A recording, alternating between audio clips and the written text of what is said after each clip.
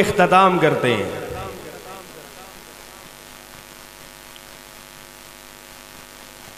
جس ہستی کا ذکر یہاں جاری ہے، اس ہستی کو قرآن اذ ہما فی الغار کہہ کر یاد کرتا ہے۔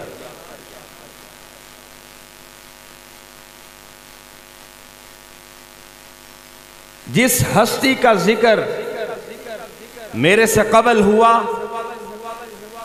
یا اس ماہ جس کی شان میں پروگرام انعقاد پذیر ہو رہے ہیں،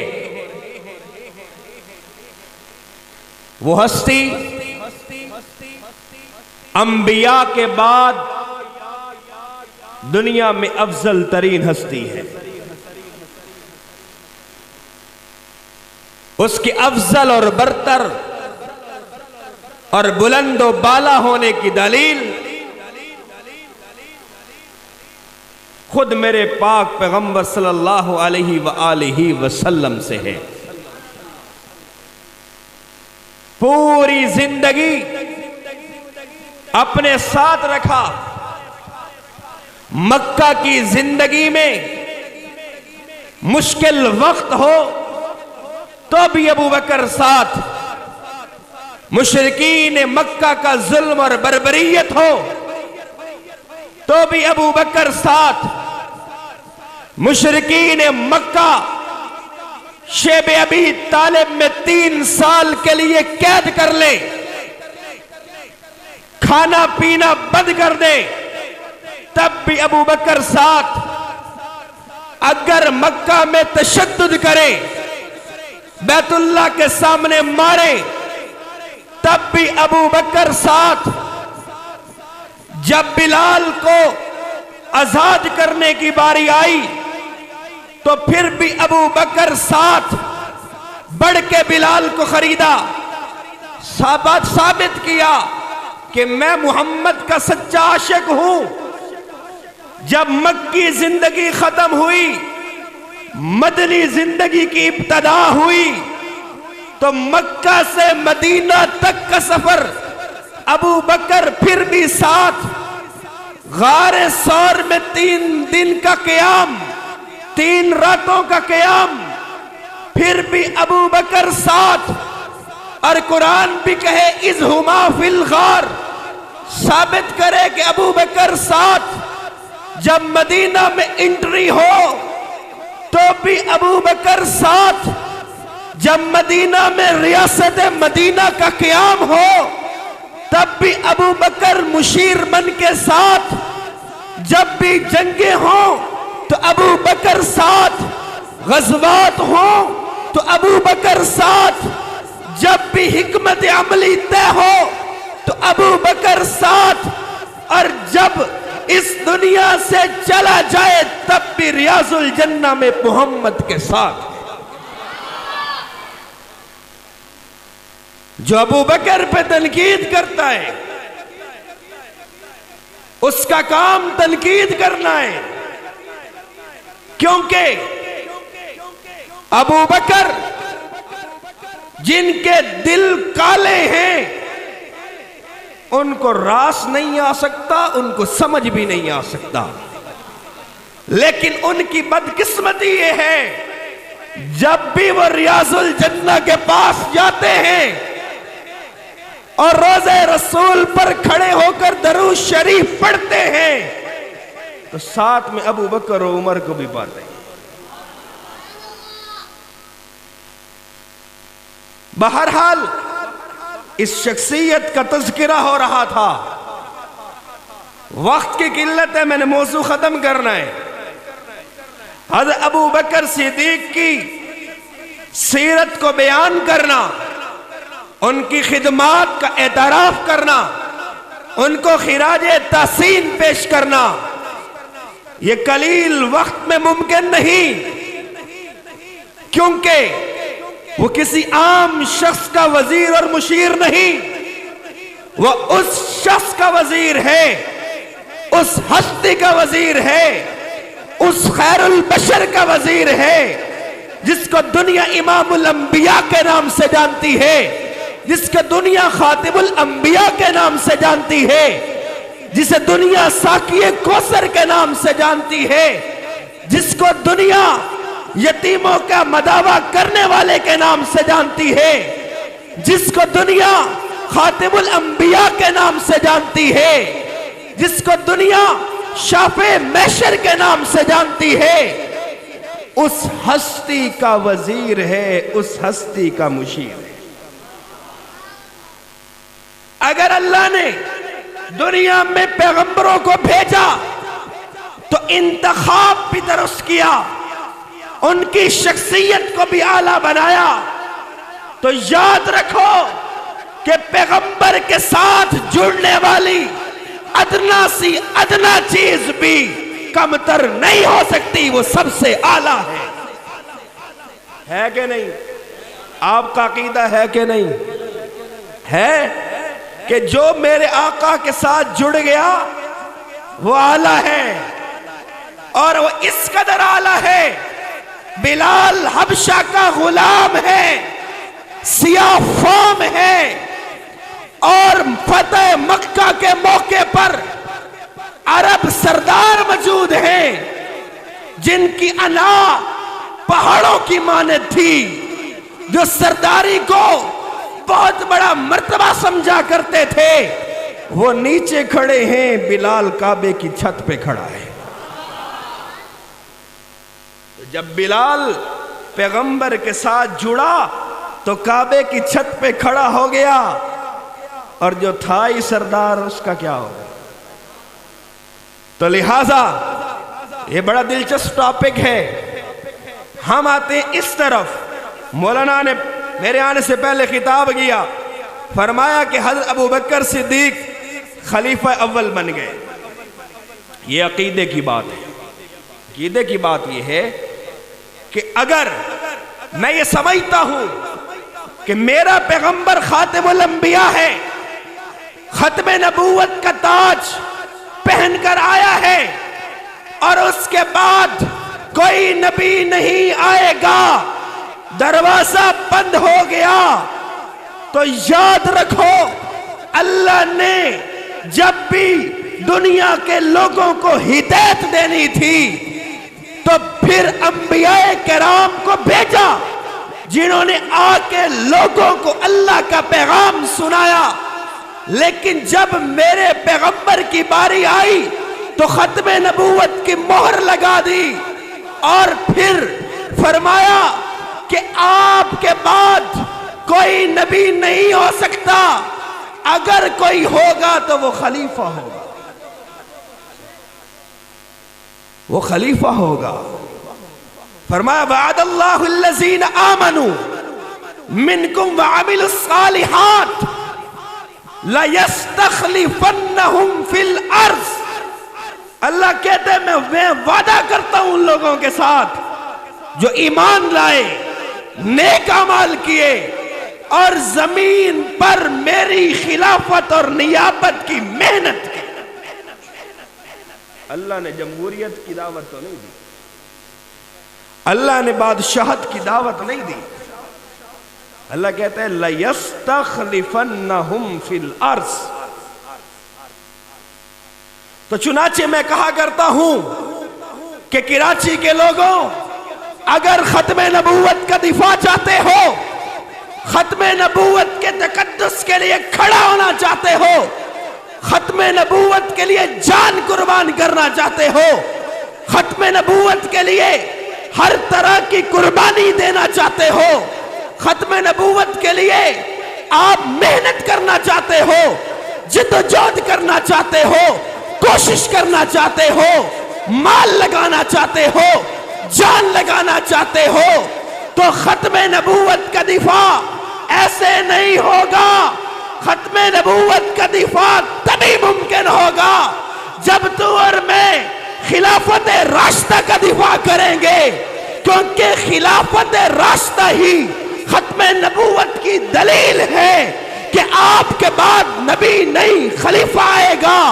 اگر چاہتے ہو ختم نبوت کا پرچم بلند ہو تو ابو بکر کی صداقت کا بھی دفاع کرنا ہوگا، عمر کی عدالت کا بھی دفاع کرنا ہوگا، عثمان کی حیا کا اور عثمان کے مرتبے کا بھی دفاع کرنا ہوگا، اور علی کی شجاعت کا بھی دفاع کرنا ہوگا، ورنہ ختم نبوت کا دفاع نہیں ہو سکتا۔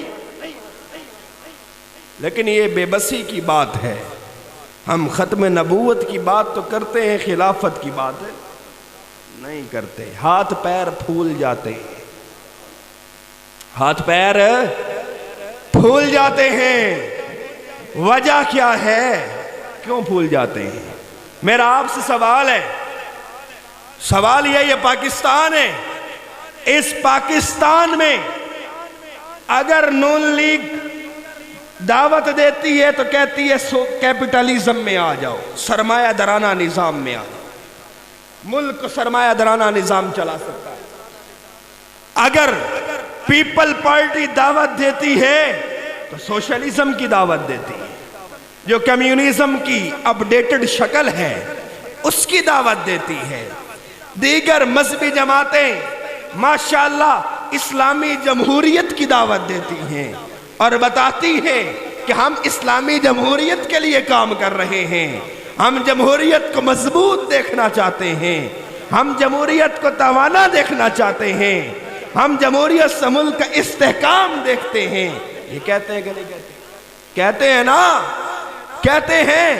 سوال یہ ہے، اگر روس اور کمیونسٹ لوگوں کا نظام پاکستان میں چلایا جا سکتا ہے، سرمایہ دارانہ نظام جو امریکہ کا نظام ہے وہ اس ملک میں چلایا جا سکتا ہے، اسلامی جمہوریت کی بات بھی کی جا سکتی ہے، تو بعین ہی اسی طریقے سے خلافت راشدہ کے نظام کی بات کیوں نہیں کی جا سکتی؟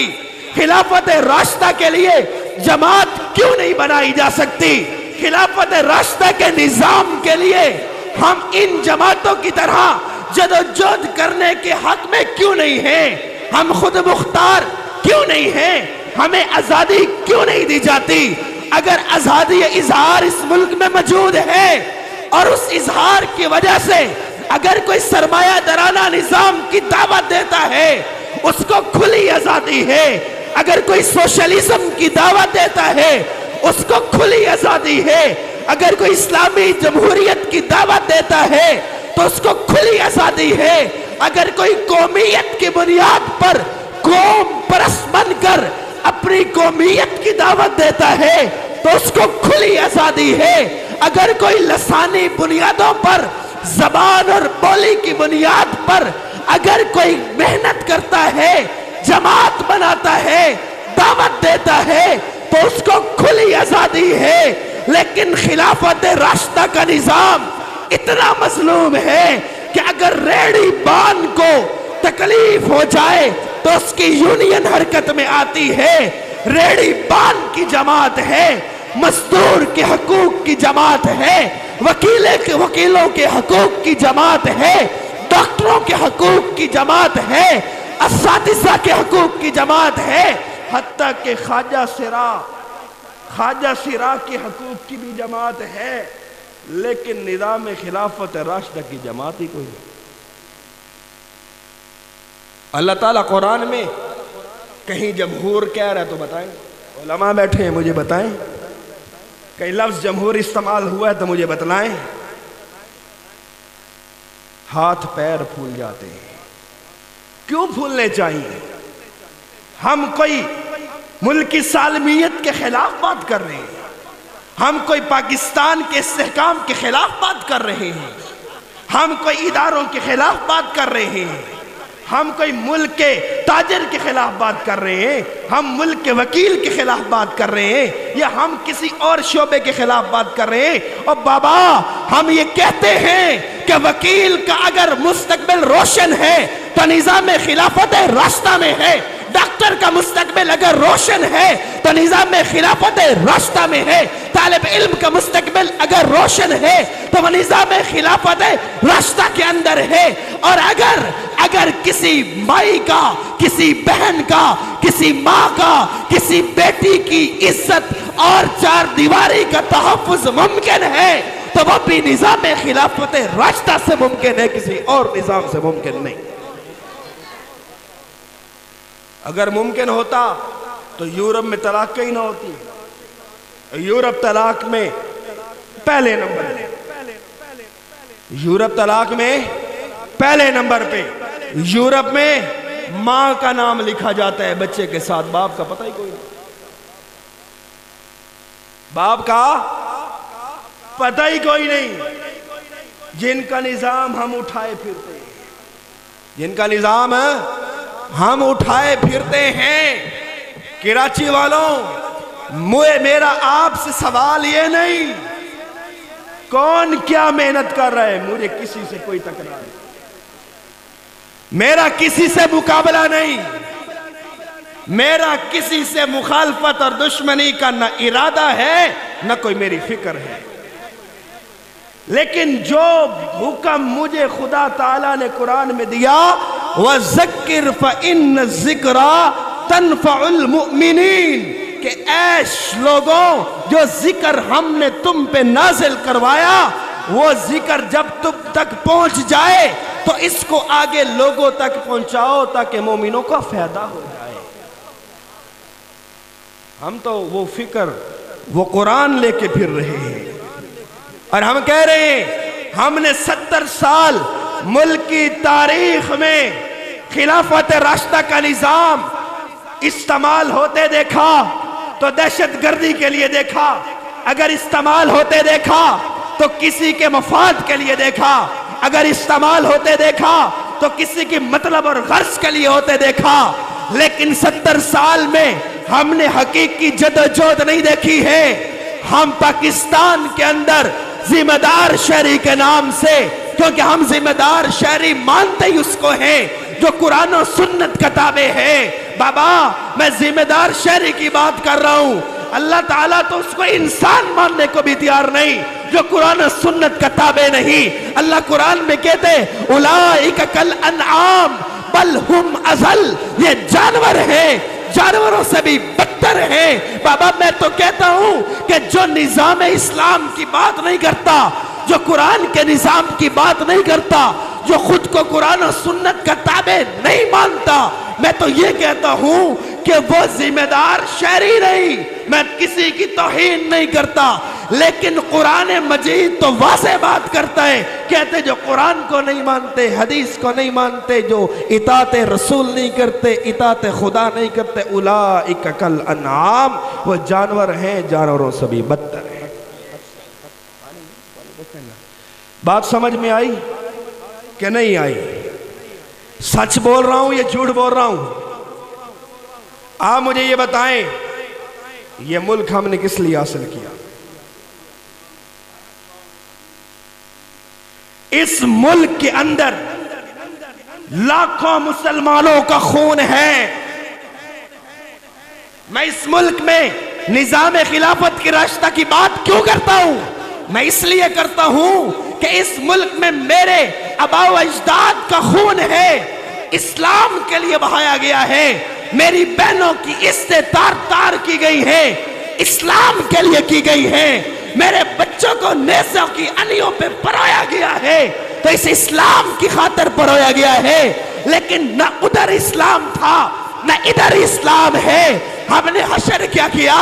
قدرت اللہ شہاب میرا بڑا نہیں ہے، میرا بڑا نہیں ہے، پاکستان کا بڑا گزرے، ترجمان پاکستان گزرے، ایوب خان کا ترجمان تھا، بیوروکریٹ تھا، ڈی سی جھنگ بھی رہ کے گیا۔ وہ اپنی کتاب قدرت اللہ شہاب اپنی شہاب نامہ میں لکھتے کہ جب پاکستان کو اللہ نے وجود دیا، ہم بھی ہجرت کر کے پاکستان آ گئے، میں بیوروکریٹ تھا، میں آفیسر تھا، میرے ذمہ کراچی میں مہاجرین کی آباد کاری لگی، مجھے کراچی میں اب کیمپ کے اندر ڈیوٹی پہ اپوائنٹ کیا گیا۔ میں نے 1 دن دیکھا، 2 دن دیکھا، 3 دن دیکھا، کیا دیکھا؟ میں ایک پاگل عورت کو دیکھتا ہوں جو کیمپ میں مارے مارے پھرتی ہے اور یہ نعرہ لگاتی پھر رہی ہے، بن کے رہے گا پاکستان، لے کر رہیں گے پاکستان۔ پاکستان کا مطلب کیا؟ لا الہ الا اللہ۔ کئی دن نوٹ کرنے کے بعد میں نے اپنے مداحت کو بلایا، اس سے پوچھا یہ کیا مجرے، یہ کس کی عورت ہے جو ماری ماری کیمپوں میں پھر رہی ہے؟ تو پھر شہاب نامے میں قدرت اللہ شہاب لکھتا ہے میری زبان نہیں ہے، ایک ملک کے ایک با اختیار اور ذمہ دار شخص نے بڑی کتاب میں لکھا ہے، جھوٹ کی گنجائش نہیں ہے۔ لکھتا ہے کہ میں نے پوچھا اس کو کیا ہوا، تو اس نے بتایا، مداحت نے بتایا، کیا بتایا کہ پارٹیشن ہو گئی، پاکستان ہجرت کر کے یہ خاتون آئی، تو جب پاکستان تک پہنچی خامد شہید، بچے شہید، ایک جوان بیٹی کے ساتھ اس کیمپ میں آ کر مقیم ہوئی، اور اس پاکستان میں کراچی کے کیمپ کے اندر اس خاتون کی بیٹی پر کسی افسر کی نظر پڑ گئی، بے ایمان ہو گیا، اس کو اغوا کروایا، اغوا کرا کے زنا کیا، اور پھر اس کو قتل کر کے کیمپ کے باہر لاش پھینک دی۔ جب عورت نے جوان بیٹی کی ننگی لاش کو دیکھا تو وہ اپنا حواس کھو بیٹھی، وہ حواس اپنے خامد کے قتل پر نہیں کھو بیٹھی تھی، اس کی شہادت پر اس نے نہیں کھویا تھا، اپنے بچوں کی شہادت پہ نہیں کھویا تھا، لیکن جب بیٹی کا ننگا لاشا دیکھا تو اپنا حواس کھو بیٹھی، پاگل ہو گئی، معاف ہو گئی، اور اس کے یاداشت کھو گئی۔ جو دماغ میں یاداشت بچی وہ یہ تھی، بن کے رہے گا پاکستان، لے کے رہیں گے پاکستان۔ پاکستان کا مطلب کیا؟ لا الہ الا اللہ۔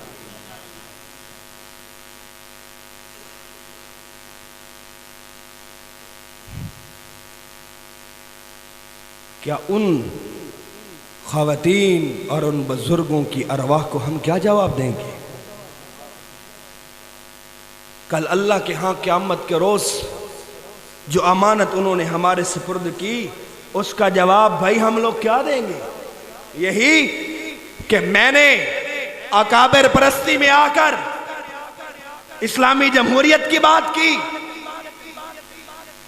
اس موجودہ نظام میں جہاں غریب کو عدل نہیں، انصاف نہیں، امن نہیں، سکون نہیں، جہاں غریب غریب تر، امیر امیر تر ہوتا چلا جا رہا ہے، جہاں کسی کی عزت محفوظ نہیں، جہاں کسی کی جان محفوظ نہیں، تو سوال تو پیدا ہوتا ہے نا کہ پھر یہ کیسی جمہوریت ہے، یہ کیسا نظام ہے، یہ کیسا نظام ہم پر رائج کر دیا گیا ہے؟ اس کو ہمیں اصلاحات کرنی ہوگی، اس کو بدلنے کے لیے محنت کرنی ہوگی۔ یہ ملک ہمارا ہے، یہ ادارے ہمارے ہیں، یہ ریاست ہماری ہے، ہمارے آبا و اجداد نے بطور امانت ہمیں دی ہے، ہم اس کے استحکام پر کوئی حرف برداشت نہیں کرتے، لیکن ہم اس ملک میں کافرانہ نظام کی مثالیں بھی برداشت نہیں کرتے۔ یہ ذمہ دار شہری کا کنسپٹ ہے، یہ وہ اصل ذمہ داری ہے جو اپنے اکابرین کی ہمیں ادا کرنی ہے،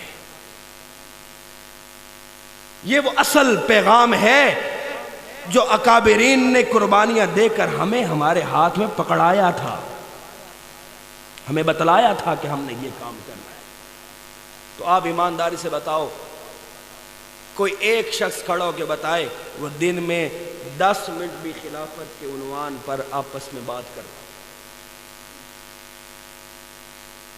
آپ بات کرو گے، آپ کہو گے ہاں ہاں پیپل پارٹی کا جو ایم این اے ہے بہت اچھا ہے، ہاں جی نون لیگ کا ایم این اے ہے بہت اچھا ہے، تحریک انصاف کا ایم این اے ہے بہت اچھا ہے، کیا کرتا ہے جی؟ وہ گلیاں بنواتا ہے، وہ روڈ بنواتا ہے، وہ سب کچھ کرتا ہے۔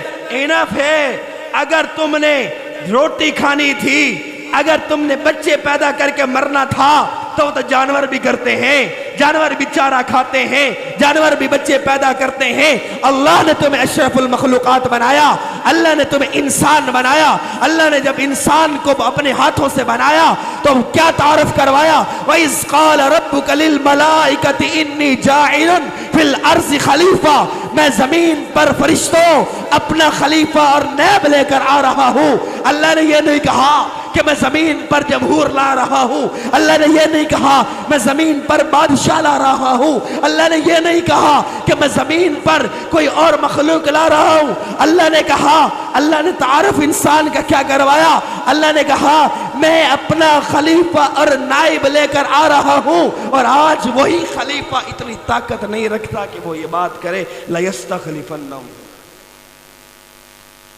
تو ہم قرآن پہ عمل کر رہے ہیں، ہم قرآن پہ عمل کر رہے ہیں، ہم نے دین بھی اختیاری لیا ہوا ہے، مرضی کا دین، مرضی کا دین لیا ہوا ہے، جو دل کرتا ہے لے لیتے ہیں اور مسلمان بن جاتے ہیں۔ یاد رکھو ابو بکر صدیق کی قربانیاں آپ یاد کر رہے تھے، میرے پیغمبر نے بھی قربانیاں دی ہیں، آپ کے راستوں میں بھی کانٹوں کو بچھایا گیا، آپ پر بھی ظلم ہوا، آپ پر بھی تشدد ہوا، آپ پر بھی بربریت کا پہاڑ توڑے گئے، آپ کو بھی شیب ابی طالب کی جیل میں 3 سال قید و بند میں رکھا گیا، جہاں کھانے کو نہیں تھا، جہاں پینے کو نہیں تھا، بچے بلک بلک کر رو رو کر بے ہوش ہوتے تھے، آپ گٹھلیاں کھانے پر مجبور تھے، آپ کی زندگی 3 سال تک اجیرن بنا کر رکھی گئی، آپ نے نظام کے لیے پیٹھ نہیں پھیری، ثابت قدم ہو گئے، ثابت قدمی کے ساتھ دین اسلام کو تھام لیا، ان الدین عند اللہ الاسلام کی مصداق بن گئے۔ پھر ابو بکر صدیق آئے، انہوں نے قربانیاں بھی کسی اور چیز کے لیے نہیں دی تھی، انہوں نے مارے برداشت کی تو خلافت کے لیے کی، مارے صحیح تو خلافت کے لیے صحیح، اپنا گھر بار قربان کر دیا تو خلافت کے نظام کے لیے کیا، نظام اسلام کے لیے کیا۔ حضرت عمر نے اگر قربانیاں دی تو نظام اسلام کے لیے دی، حضرت عثمان کو ان کا ماموں چٹائی کے اندر بند کر کے دھواں دیا کرتا تھا، آپ نے ظلم سہا اسلام کے لیے، خلافت کے لیے۔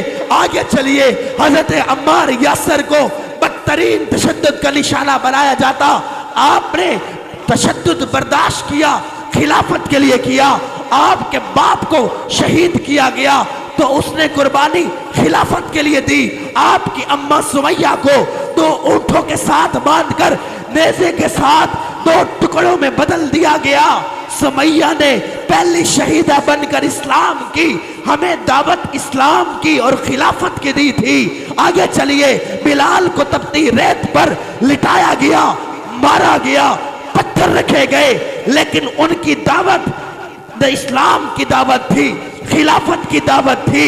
حضرت خبیب کو سولی پہ لٹکایا گیا تو ان کی دعوت اسلام کی دعوت تھی، خلافت کی دعوت تھی۔ اور ہاں بابا، جب انسان خلافت کے لیے نکلتا ہے تو خبیب سے کو اللہ آسمانوں سے کھانا بھیجا کرتا تھا، جب اس کو قید کر لیا گیا، کھانا بند، پینا بند، اور کئی دن ان کو بند رکھا گیا، مسرور رکھا گیا۔ اللہ تعالی روایات میں آتا ہے اللہ ان کو غیر سے کھانا کھلاتا تھا۔ جب کوئی اسلام کے لیے نکلتا ہے اللہ مدد بھی کرتا ہے۔ خبیب سے کہا گیا اگر محمد کا دامن چھوڑ دے، اسلام کا دامن چھوڑ دے، خلافت کا دامن چھوڑ دے، تیری جان بچ سکتی ہے۔ خبیب نے کہا یہ ایک جان ہے، 100 جانیں بھی ہوں گی، باری باری محمد عربی کے نظام کے لیے قربان کر دوں گا، لیکن پرواہ نہیں کروں گا۔ حضرت خباب کو آگ کے انگاروں پہ لٹایا جاتا، ان کی چربی سے، ان کے خون سے انگارے بجھ جایا کرتے تھے۔ اگر خباب انگاروں پر لیٹا ہے تو خلافت کے لیے لیٹا ہے، اسلام کے لیے لیٹا ہے۔ ہم بات صحابہ کی کرتے ہیں، ہم عاشق صحابہ بنتے ہیں، ہم عاشق رسول بنتے ہیں، ہم غلامی رسول کی بات کرتے ہیں، ہم صحابہ صحابہ صحابہ کے نعرے لگاتے ہیں۔ معذرت کے ساتھ اگر ہم ان کے نظام کی محنت نہیں کر رہے تو یہ نعرے منافقت پر مبنی ہے، حقیقت پر مبنی نہیں ہے۔ صحابہ کو آپ کی تعریف کی ضرورت نہیں ہے، میرے پیغمبر کو آپ کی تعریف کی ضرورت کوئی نہیں ہے۔ اگر محمد رسول اللہ صلی اللہ علیہ وسلم کو آپ خوش دیکھنا چاہتے ہیں تو اصل محنت کی ضرورت ہے، نظام کی ضرورت ہے، نظام کی۔ جب نظام خلافت راشدہ اس کی شکل کوئی بھی ہو، ہم یہ تو نہیں کہتے آپ پرانے نظاموں میں چلے جائیں، پرانے عہدے بحال کریں، کوئی نئی شکل ہو، لیکن نظام تو اسلام والا ہو۔ آپ کی عدالتوں میں فیصلہ بھی تو قرآن کے مطابق ہو نا۔ 75 سال گزر گئے، آپ کی عدالت میں انگریز کا قانون چل رہا ہے۔ جو وکیل ہیں ان کو پتہ ہے، جنہوں نے لا پڑھا ہے ان کو پتہ ہے، پی پی سی جو پاکستان کا قانون ہے وہ انگریز کا بنایا ہوا قانون ہے۔ جب ہم نے قانون کی کتابیں پڑھی تو کیا پڑھا جی؟ برطانیہ کے قانون سے پاکستان کا قانون ماخوذ کیا گیا ہے، اور برطانیہ کا قانون کہاں کیسے بنا ہے؟ وہ جی انگریزوں کی روایات اور رسم و رواج کی بنیاد پر برطانیہ کا قانون ہے۔ یعنی کہ اسلام کا قانون، اسلام کا اصول، اسلام کا فکر میں نے پھینک دیا، نعرہ صحابہ کا لگاتا رہا۔ میں نے اسلام کے کتابچے کو پھینک دیا، نعرہ میں عاشق رسول ہونے کا لگاتا رہا۔ اسلام کو میں نے چھوڑ دیا، نعرہ میں عاشق رسول ہونے کا لگاتا رہا، لیکن میرے فیصلے اس قرآن کے مطابق نہ ہوئے، انگریزوں کی روایات اور کسٹم کے مطابق، رسم و رواج کے مطابق ہوئے۔ تو بتاؤ نا کہ ہم عملی مسلمان ہوئے یا کیا ہوئے؟ عملی مسلمان، عملی مسلمان ہوئے۔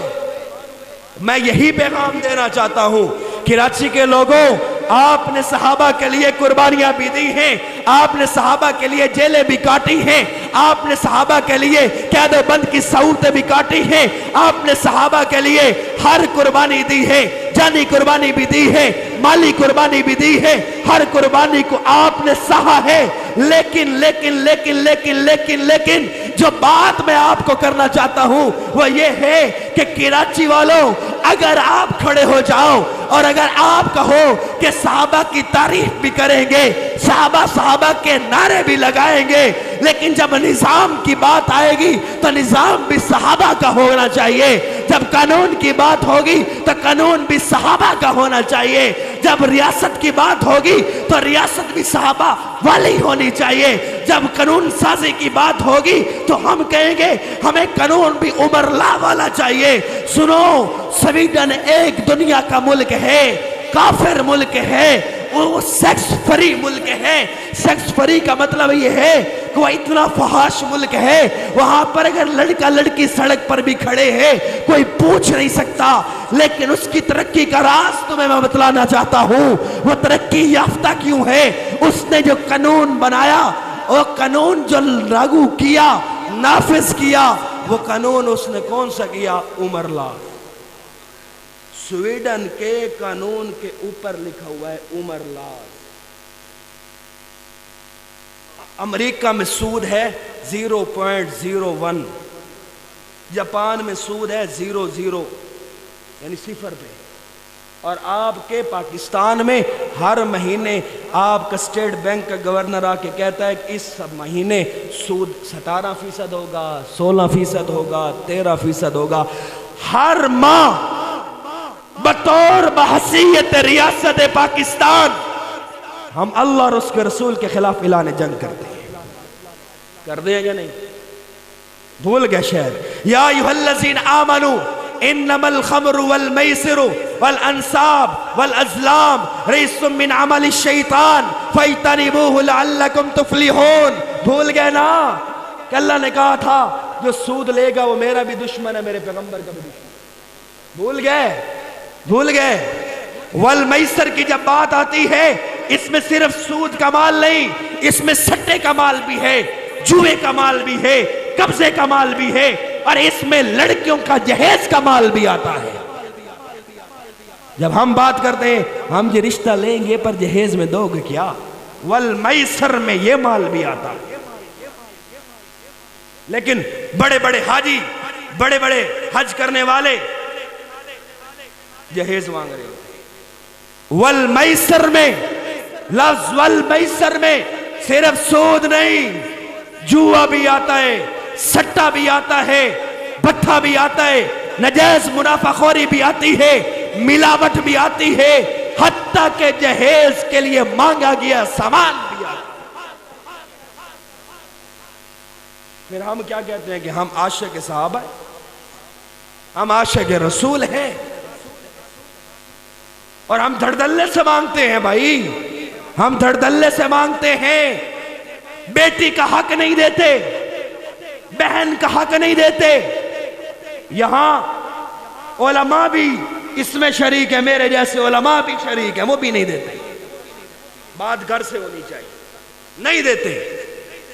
رسول اللہ صلی اللہ علیہ وسلم نے فرمایا جس شخص نے بہن بیٹی کا حق کھایا اس کی کمائی کا ایک ایک ذرہ ذرہ حرام ہے۔ ہمارے بزرگ، ہمارے اسلاف جب ان کے پاس کوئی تحفہ ہدیہ لے کے جاتا پوچھا کرتے تھے آپ نے اپنی بہن بیٹی کو حق دیا؟ اگر وہ کہتا نہیں دیا، کہتے ہیں ہم تحفہ ہی لیتے، حرام ہے۔ آج کل کے پیر اور اسلاف بھی میرے جیسے ہو گئے، وہ پہلے تاڑ کے بیٹھے ہوتے، آیا کہ تو لے کے کی جاسی، دے کے کی جاسی، ٹھیک ہے۔ اور اگر وہ بچہ کہتا کہ بھائی میرے ابا کے پاس سب کچھ ہے، میرے ہاتھ میں تو بھی کچھ نہیں، تو پوچھتے کیا تمہارے باپ نے اپنی بہن بیٹی کو حق دیا؟ اگر وہ کہہ دیتا نہیں دیا تو فرماتے پھر بھی حرام ہے۔ اور اب دھڑدلے سے کہتے میری بیٹی نے میرا حق معاف کر دیا ہے۔ اور بھائی آپ کے گھر میں جو کھانا کٹوری میں وہ بھیجتی ہے، وہ دوسرے دن آتی ہے اور کہتی ہے بھائی جان، امی جان، ابا جان، میری کٹوری آپ کے گھر میں آئی تھی، وہ تو واپس کر دو۔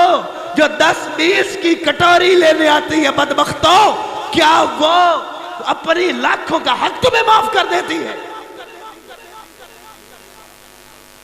کس کو بے وقوف بناتے ہو؟ یخادعون اللہ والذین آمنوا وما یخدعون الا انفسهم وما یشعرون۔ یہ سمجھتے ہیں کہ میں نے اللہ کو بے وقوف بنایا، ایمان والوں کو بے وقوف بنایا، جبکہ سب سے بڑے بے وقوف یہ خود ہیں، کھوتے ہیں۔ کس کو بے وقوف بناتے ہو؟ یہاں ایک باپ 7 بیٹوں کو پالتا ہے، 7 بیٹے ایک باپ کو نہیں پال سکتے۔ وہ جی میری بیوی کہتی ہے تیرا ابا گند کریندا ہے۔ بدبخت انسان، جب تو پیدا ہوا تھا تو کیا تو گند نہیں کرتا تھا؟ جب تجھے پیشاب کرنا نہیں آتا تھا، جب تجھے استنجا کرنا نہیں آتا تھا، تیری اماں تیرے ابا نے تجھے سکھایا، تیرے پیمپر، تیری نیپیاں، تیرے تمام پیشاب آلود کپڑے وہ دھو دھو کے تجھے بڑا کرتے ہیں۔ وہ جی میری بیوی کہتی ہے۔ ایسا ہے یا نہیں؟ ہے نا؟ تو صحابہ کا نعرہ اس وقت تک نہیں لگانا جب تک اپنے ماں باپ کو خوش نہ کرو۔ منافقت کی ضرورت ہے نہیں ہے۔ میں ایک بزرگ کے پاس بیٹھا تھا، جب میں اس بزرگ کے